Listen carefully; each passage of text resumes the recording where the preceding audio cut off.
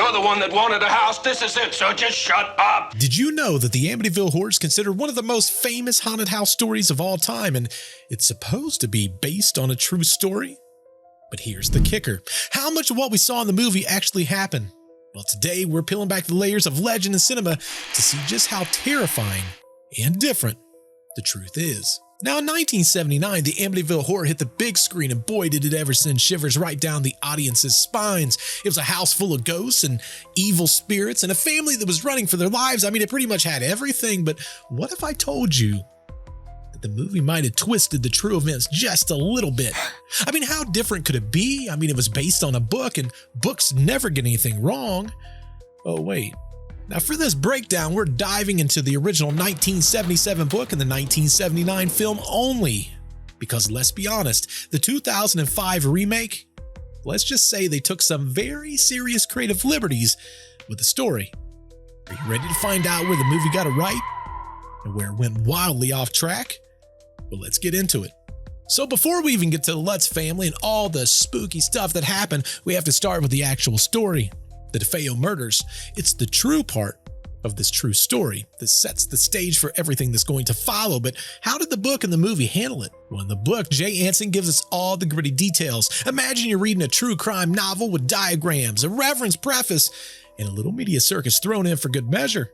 It's like Dateline meets the Ghostbusters. You get all the grim facts about Ronald DeFeo Jr., off and his entire family in 1974. Let's be honest, it's dark, it's tragic, is definitely not sugar-coated. Now, in the 1979 movie, we get a very, let's call it artistic version of the DeFeo murders. Instead of showing all the gory details, it's all mood lighting, creepy windows, and bang bang from inside the house. You never actually see the murders up close. The camera stays outside like it's too shy to come in, but hey, nothing screams scary house like gunshots echoing in the dark. Am I right? So while the book is busy giving you all the full-on crime scene reports and details, the movie's more like, well, we'll just imply the murdery stuff and let the imagination do all the heavy lifting, because apparently in 1979, vague was the new terrifying. So you're looking for a house, a nice neighborhood, plenty of room for the kids, maybe a horrific murder or two in the past. What could possibly go wrong? Well, in the book, let's get a full-on tour of the house and all the nitty-gritty details, everything from square footage, layout, room-by-room description. It's almost like HGTV, minus the haunted history part. And for all those murdery details, yeah, they're not really clued in on that until after they've fallen in love with the house. Surprise! Now, meanwhile, in the 1979 film, George and Kathy, they're a little bit more in the know. You know what I'm saying. A guy kills his whole family. Doesn't that bother you? Well, yeah, sure, but houses don't have memories. They're fully aware of the house and a little bit of a, let's say it's bloody past, but do they care? Not really. Murder, meh. It's got a 2-car garage. They even get those spooky little flashbacks to the DeFeo murders as they tour the house, almost like even the house is whispering to them, hey, don't forget about, what happened here. But hey, at least it's going to have a good resale price. Am I right? So while the book gives that classic fall in love with the house and mess around and find out kind of haunted vibe, you know what I'm saying? The movie goes more for the, yeah, we know people died here, but did you see the kitchen kind of energy? Priorities, right? Well, now that they moved into the new murder mansion, dream house, let's talk about the Lutzes themselves. In the book, George and Kathy's relationship doesn't exactly take center stage. It's less about family and more about their new haunted digs. There's no deep dive into their lives before the house, no mention of Kathy's first husband. It's more like, forget the backstory, look at this creepy old house. Now, in the 1979 movie, they tried to add a little bit more personality to George and Kathy, but let's be honest, it's still mostly about the house. I mean, sure, they acknowledge the small details that, people was murdered there, but come on, it's all about curb appeal, baby. The focus stays on the haunted happenings and George slowly losing his mind, but we don't really get any of the juicy family drama or the character development. Things like maybe buying a house with a mass murder in its history was a bad idea. So while the book and the movie gives just enough for the Lutzes to care, neither really bother with those deep family dynamics that we'd expect. It's all about, can the Lutzes survive this house of horrors? And less about how's the family holding up after moving into the world's scariest Zillow listing. All right, now we're getting to the fun stuff. We're getting to, the haunting. You'd think moving into a house with a murderous past would be bad enough, but oh no, the Lutz family, they got a front row center, full-on supernatural circus. You see, in the book, things got pretty wild. We're talking about marching bands in the living room, ceramic lions that was moving around on its own solo adventures, and even a good old-fashioned levitation. That's right, everyone in the family, they took turns floating around like it's no big deal. It's like the house was throwing its own paranormal variety show, and the Lutzes, they were all unwilling audience members. But in the 1979 movie, they dialed it back a little bit. Instead of a full-on marching band, George got a drum roll. Not quite the same, but sure, we'll go with it. And that ceramic lion, still there, but it's more like a quick cameo. Blink and you'll miss it. George even trips over it and gets a bite mark, but no one really seems to care. Looks like teeth marks. Will you stop nagging at me?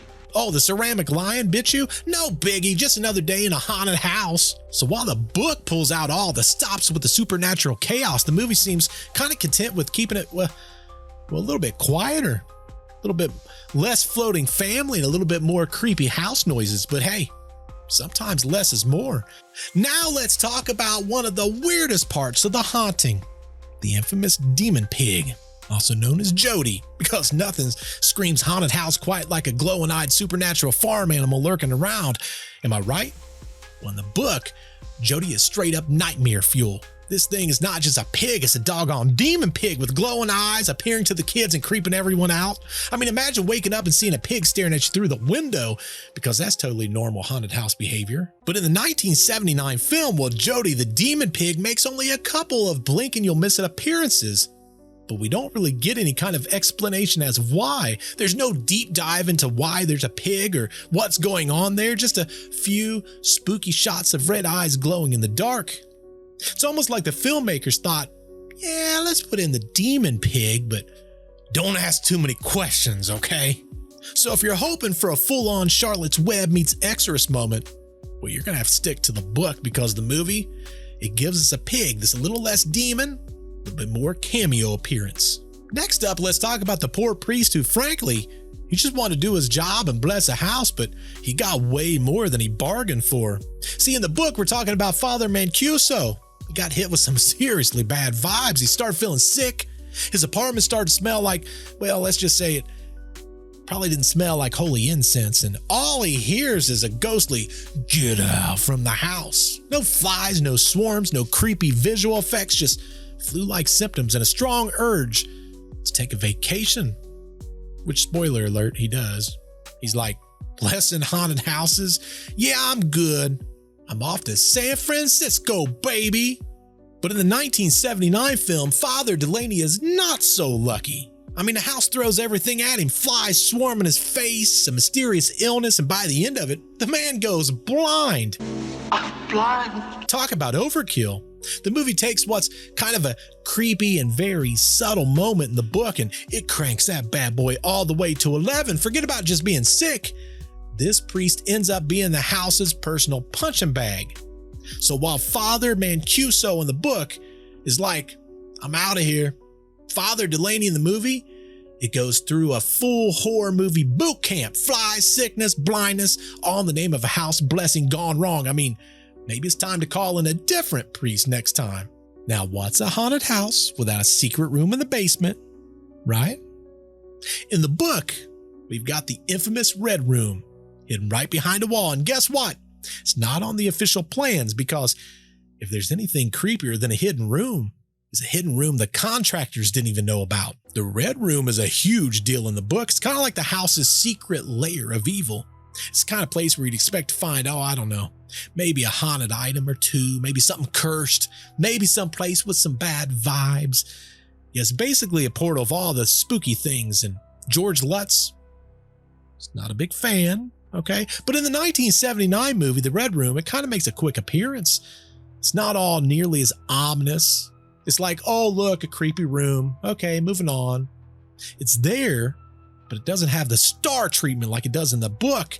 The movie seems to treat it like, yeah, the house has a secret room, no biggie.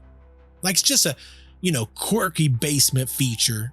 And now we come to a scene that has nothing to do with the book whatsoever, but somehow it made its way to the 1979 movie. We're talking about the babysitter scene. Yep, in the book, the whole Lutz family goes to Kathy's brother's wedding. We're talking everyone. So there's no need for a babysitter when you got a family road trip to a wedding. But in the 1979 movie, we get classic horror movie babysitter moment. Except this one's maybe just a bit different. You see our poor nerdy teen babysitter, complete with headgear because why not? 1979. She gets locked in the closet by none other than Jodie, the demon pig. Yeah, you heard that right. This girl is just pounding on that door. Her fists are bloody, trapped by an invisible ghost pig. And what's the Lutz do when they come home? Just another day at Amityville. So while the book was busy with wedding bells and family fun, the movie says, forget the wedding, let's trap the babysitter with a demon pig, for an added touch of nightmare fuel. All right, kids, time for a history lesson because what's scarier than a haunted house? A haunted house built on ancient cursed land, duh. In the book, we get brief mention about Native American history, specifically how the land that the house was sitting on was used to isolate the sick and insane. That's right, folks, bad vibes from day one. It's like the house was built on a no good can come from this foundation. But in the 1979 movie, not so much. I mean, the whole spooky Native American history bit, it was kind of just glossed over if we're being honest. The filmmaker was probably like, nah, let's focus on the ghost pig and the bleeding walls, history schmistery. So while the book gives you a little bit of a backstory about the land's creepy past, the movie skips the history class altogether. I mean, apparently the house's horrific presence was enough to keep audiences entertained. Now let's talk about the next level haunting. The kind where gravity doesn't work. In the book, things got pretty wild when the Lutz family started floating in their beds. That's right. We're talking full-on floating. And it doesn't stop there. After they flee the house and crash at Kathy's parents' house, the haunting? Well, it followed him. Because apparently demon ghost pigs don't respect personal space or relocation plans. But what about the 1979 movie? Well, no levitation was found. That's right, no mid-air sleepovers for the family. The filmmakers probably thought to themselves, floating people. Maybe that's a bit too far. Which, let's be real, it's saying a lot considering they kept in the, demon pig. So while the book goes full paranormal with the floating Lutzes and a haunting that won't quit, the movie decided to keep things a little bit more grounded, pun intended. And of course, we've got to talk about the man, the myth, and the chilly legend, George Lutz himself. The man becomes obsessed with one thing, chopping wood. And why? Because the man's always cold, seriously. He gets up every morning at 3:15, shivering like he's trapped in a walk-in freezer. And as the haunting goes on, he continues down the path of his wood chopping frenzy. I mean, who needs a heating bill when you've got a haunted house that turns you into a lumberjack? Now, the 1979 movie, it doesn't miss a beat on this one. We got everything from Georgie's icy behavior, him waking up at 3:15 every morning, his slow descent into a haunted maniac mode. It was all front row and center. It's like chop wood, get possessed, repeat. The movie stays true to the book's, George and the thermostat saga with a side of sinister mood swings. So whether you're reading the book or watching the movie, one thing is for sure.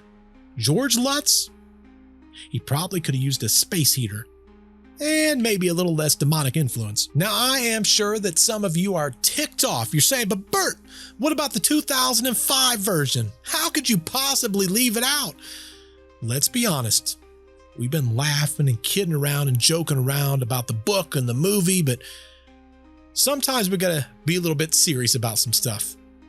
Ryan Reynolds, he was way too ripped to play the part of George Lutz. Oh, and all that crazy stuff that they added along. This version, it took some serious liberties in turning the supernatural dial all the way to 11 and inventing all kinds of creative plot twists. I mean, remember the little demon pig called Jodie? Yeah, they ditched the pig thing and they was like, you know what we should do with Jodie? Make it the DeFeo kid. And don't even get me started on the hallucinations. At one point, George is seeing John Ketchum, a totally made up guy who's performing occult rituals and spewing blood all over the house. It's like the filmmakers thought to themselves, you know what this movie needs? More blood and creepy kids. Oh, and let's not forget the babysitter scene. You know, the scene that wasn't even in the book. Because why have a nerdy teenage babysitter get locked in a closet when you can throw some pot-smoking teenager who has the hots for the Lutz's oldest son do a little finger in the bullet wound action? Am I right? But seriously, it's gross, it's weird, and it's definitely not in the book or in the 1979 movie. See where we're going with this? But hey, if you're into that over-the-top ghost stories with extra creepy kids and hallucinations about muscle-bound dads, feel free to check that one out. And now the big question. Obviously around this channel, we treat every story as though it's true. And this one is no different. In the book, Jay Anson, he presents the story as straight out of a paranormal documentary. It has true story stamped all over it, but here's a little bit of a plot twist. The Lutz family lawyer later claimed that the whole thing was a hoax, cooked up over a few glasses of wine. Now, inconsistencies in the stories piled up over the years, leaving readers to scratch their head and skeptics wagging their fingers. As for the 1979 movie, it follows the book pretty close. But you know Hollywood, they have to sprinkle in a little bit of extra drama. Sure, they stuck to the core of the Lutz's story, but let's just say they weren't exactly holding back when it came to the spooky special effects. A few creative liberties here and a couple exaggerated hauntings there, you know, the usual. You know, we've talked about on this channel before. From time to time when a family story gets out, sometimes they want to retract that story a little bit because the world's not necessarily ready to hear about a story of a haunting. So the question, it should probably be asked here by individual basis. When it comes to the Amityville horror, is it a case of truth is stranger than fiction, or just fiction with a side of fiction? You're going to have to decide that, but maybe, just maybe, we keep the salt shaker handy.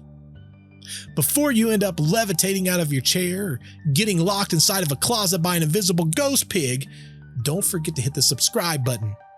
Because let's be honest, if the Lutz family had subscribed, maybe they could have got some solid paranormal advice right here on this channel.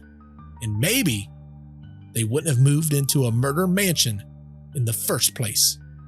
Now, what haunted movie do you want me to spill the tea about next? Tell me in the comments down below. Also, if you want a full breakdown of the haunting, check out somewhere around here-ish because I can't see that box, but it's somewhere over here. Stay haunted, stay curious, and we'll see you in the next video. Goodbye, haunted ghost pigs.